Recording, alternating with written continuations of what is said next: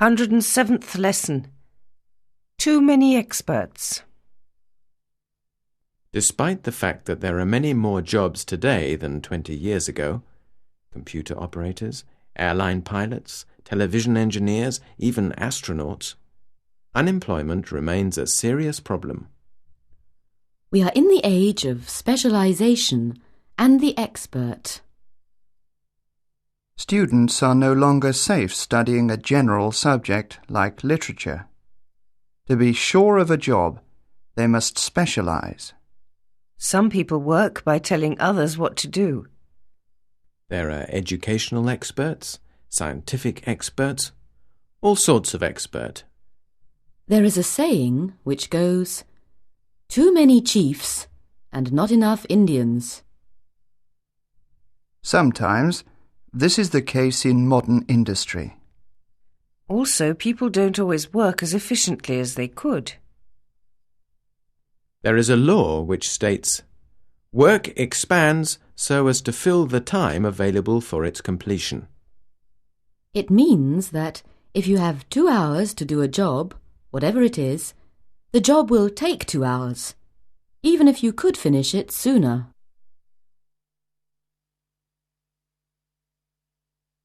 108th lesson. Jobs and industry. Let's look at some of the occupations available to people today. As a tradesman, you can be a butcher, a greengrocer, a baker. You can be an ironmonger, a milliner, a jeweller, or a bookseller, etc. As a craftsman, you can be a joiner, a goldsmith, a watchmaker, or a fitter. There are also manual workers, such as bricklayers. Then there are the professions: teacher, doctor, lawyer, or broker.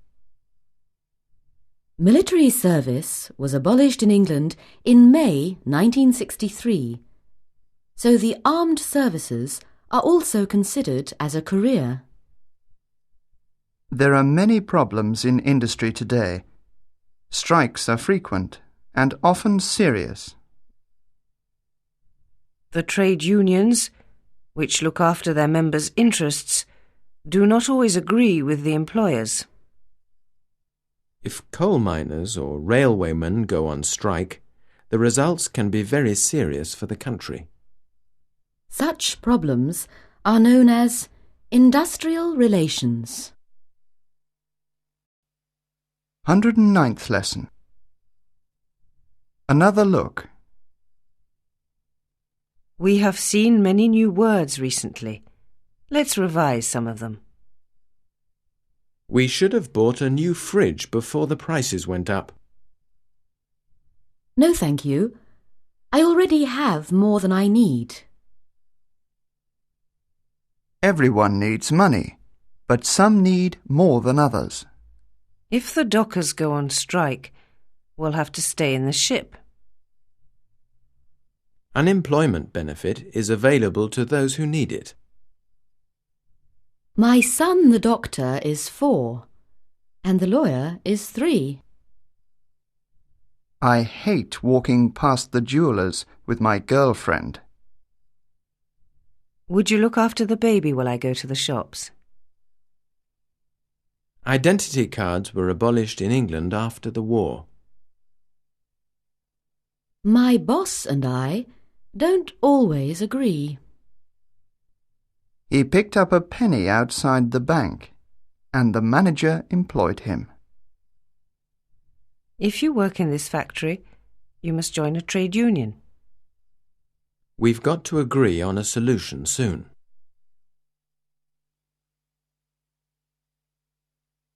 110th lesson. Thank you very much for all your help. Not at all. Dial this number and ask for Mr. Smith's secretary.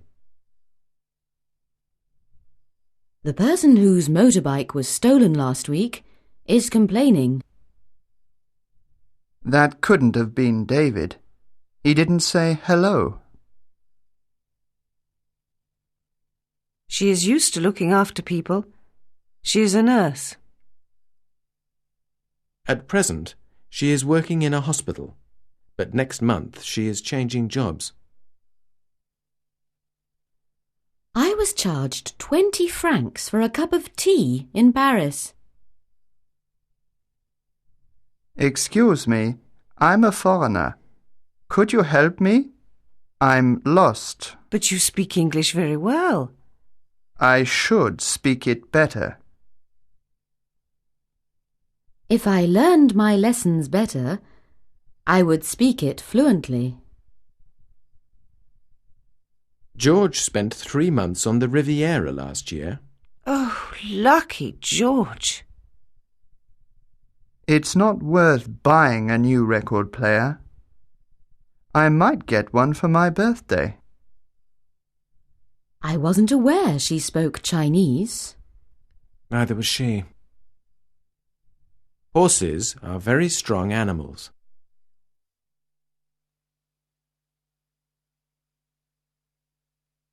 111th lesson. Clever answers. Why have you put my novel with the medical books?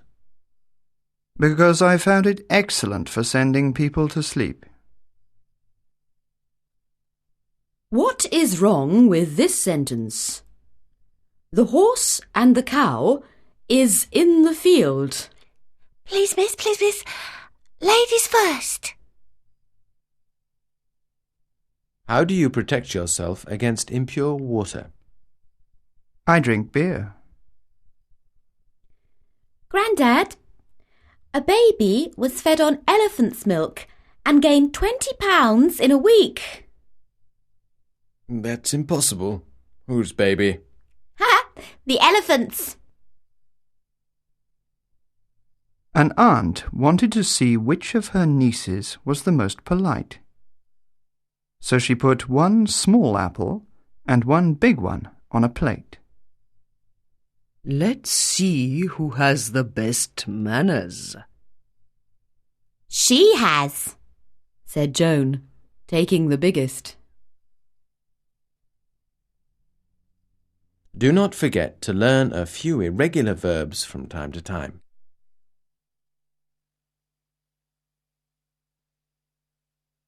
112th lesson. Revision and notes. No recording for this lesson.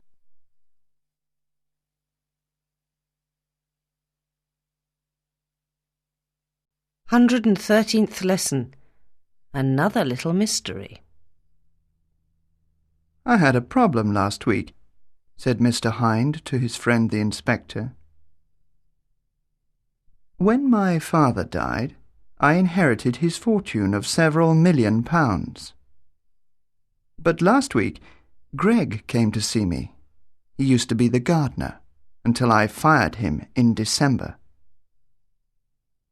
He told me that just before my father died, he was working outside his window, and he heard Dad drawing up a new will in favour of my brother.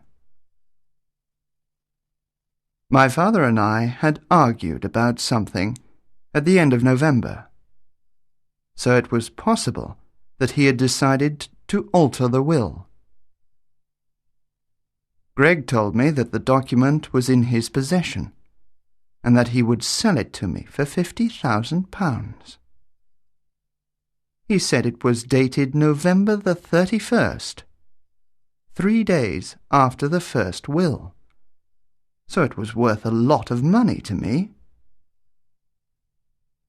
When I refused, he tried to bargain with me. First, he asked for £25,000, and then finally £10,000. I hope you didn't give him anything, said the inspector. Only my foot in his backside, said Hind. What was Greg's mistake? The answer is in lesson 119.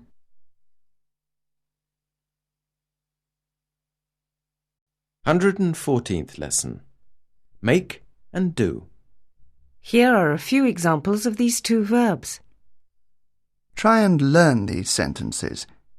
But it's really a question of practice. What is she doing? She's making a birthday cake for her daughter. Before you go out, please make your bed and do the washing up. Is he doing well in his new job? Yes. He's making a great deal of money. They always make mistakes with this new maths. I speak English and enough German to make myself understood. Make him another offer. I think he'll accept. I will have nothing to do with his firm. I don't trust him. If you want something done well, do it yourself. With all this selection, it is difficult to make a choice. He was doing 100 miles an hour on the motorway when the police stopped him.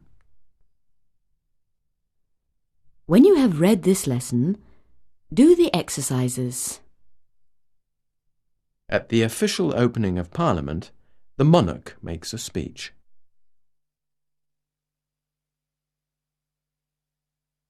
"115th lesson, make and do." Some more examples of make and do. He's making a film about living conditions in a peasant village. I needed his help, but all he could do was make jokes. They are busy making preparations for their holiday. The smell of good cooking makes my mouth water. You're going to marry a millionaire? Don't make me laugh. I have no coffee. You'll have to make do with tea. He always succeeds in making me angry. Please make up your mind. We don't have very much time and the shop is going to close. Whatever you look at nowadays, you will see Made in Hong Kong. Mrs. Richards' guests were admiring a large stuffed shark that was mounted on her wall. "My husband and I caught it on a fishing trip," said the proud owner. What is it stuffed with? Asked one lady. "My husband," replied their hostess.